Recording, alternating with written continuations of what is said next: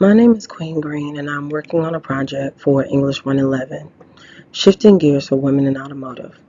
Currently, there is a catastrophic nationwide shortage of technicians that threaten the entire automotive repair industry, and at the same time, there is a boom in electrical vehicles that require those facilities to make drastic and immediate updates. Quite frankly, they don't have enough body shop employees to simultaneously navigate such extreme growth. All while they alienate about 50% of the possible talent pool, women.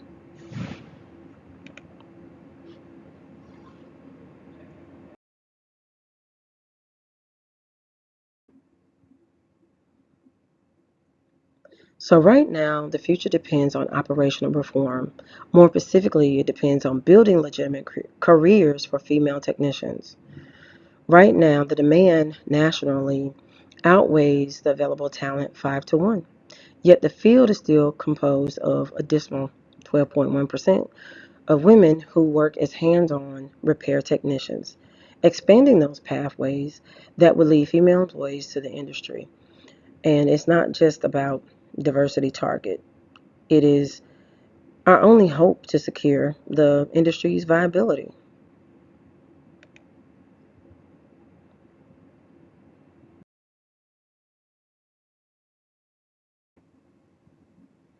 If you look at the graph, you'll see that in 2024, there was a historic peak of 21,000 female technicians. But also, if you look right next to it, you will see that in 2020, that there was a catastrophic drop down of just 4,000 female technicians. And unfortunately, what that means is that during an economic crisis, women are the first ones to be pushed out. And also, most shops, they lack traditional safety nets like flexible schedules. They also um, don't really make time for caring for your family. So women that have small children, especially during that time, they were homeschooling by video. And so because they were hands-on technicians, that means that they unfortunately could not stay employed. Because when you're in the automotive industry, there's not a lot of remote work unless maybe you're an executive. But also during that same time, in 2020, there there wasn't any female executive representation. So unfortunately, um, women during that time definitely took a hard hit and were not able to basically work during the pandemic. But now that number is slowly growing.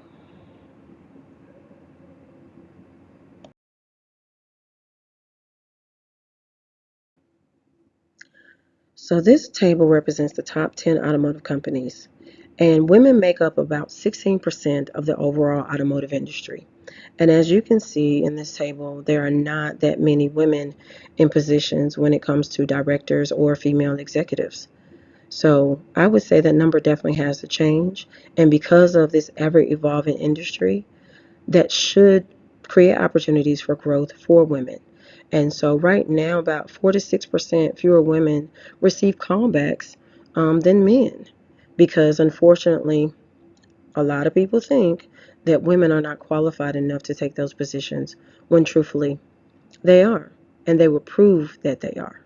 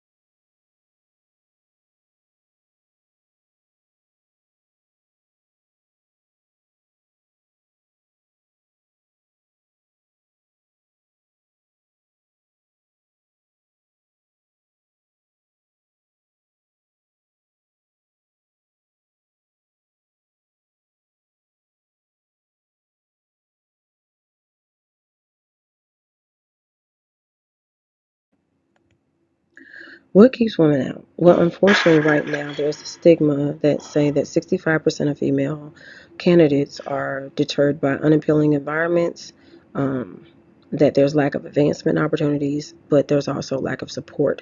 And then there's also not enough opportunities even in education. And that even when you have groups and meetings, that unfortunately, because there is not women representation, then unfortunately, men are not invited to those dinners because they are not women. So then, how do you attract women to education opportunities? You're going to have to figure out how to somehow navigate those spaces and basically get people, or shall I say, women interested, so that way that there are more women that are willing to enter the trade and understand that the barriers that they have to break are honestly very easy. It's not that women cannot do the job, it's just that they're not often, unfortunately, given the opportunity to do that job.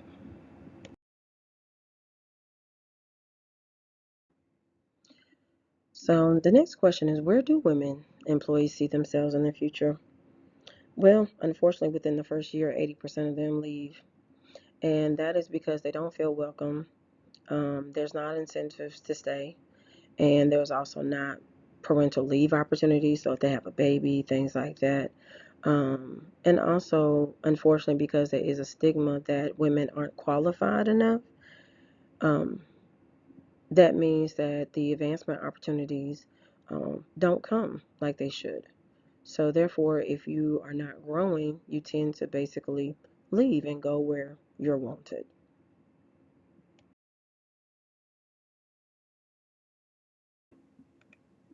So, what is the cost?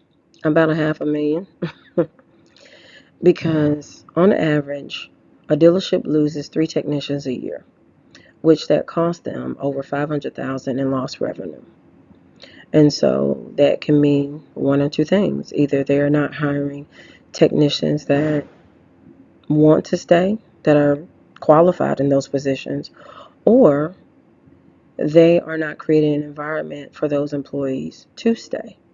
And of course, that definitely needs to change, because why would you want to lose revenue as opposed to gain it?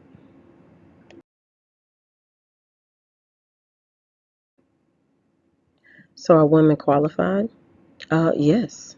And they proved that they are qualified, because at the Skills USA National Leadership and Skills Conference, six, and I will say that again, six female competitors secured medals in automotive refinishing technology, collision damage appraisal, and collision repair technology. And this competition is open to high school and college. And so I think that should tell you, yes, women can definitely do the job. Ultimately, it comes to shifting gears and breaking barriers. So the first thing I would say is recruit women. Um, Incorporate zero tolerance harassment policies, performance based promotions, offer scholarships and apprenticeships, create and offer mentorships. Workplace appearance means that, if you provide uniforms, make sure they're new when they start. And if not, just make sure they understand what is required to be in that position. And then provide flexible scheduling, because we all have a life, right? And we all want to enjoy it, not just work. And then also allow women to speak up without retaliation.